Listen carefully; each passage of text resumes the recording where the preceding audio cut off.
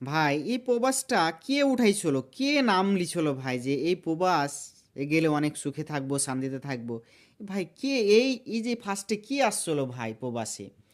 এর চাইতে দেখেন একটা কুকুরের দাম আছে, কিন্তু আমাদের মতন এই প্রবাসীদের দাম নাই। দিনকে দিন রাতকে রাত এই যে এই প্রবাসে এই যে অত্যাচার মানুষের, এই দিনকে দিন রাতকে রাত আমরা কাটিয়ে দিচ্ছি দেখেন।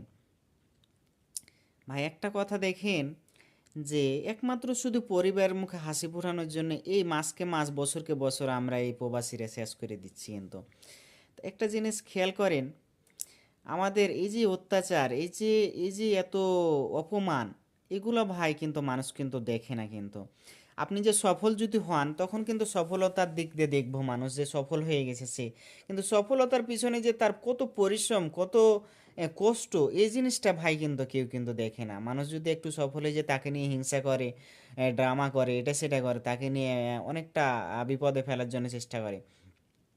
কিন্তু তার পিছনে যে কত পরিশ্রম করছে, এই যে এই কষ্ট হাড় ভাঙা পরিশ্রম করছে, এই জিনিসটা ভাই কিন্তু তারা কিন্তু আর দেখে না। মানুষকে আমরা ভালোবাসতে শিখি, আল্লাহ আমাদেরকেও ভালোবাসবে। আজকে হয়েছে সৌদি আরবে প্রথম রোজা ধরছি, আল্লাহ জানে 30টি রোজা রাখার তৌফিক দেন। আগামীকাল থেকে বাংলাদেশের রোজা, আপনারা জানে ভালোভাবে 30টি রোজা রাখতে পারেন। আল্লাহ জানে সবাইকে সুস্থ রাখেন। আমার এই ভিডিওটি কেমন লাগলো আপনারা জানাবেন।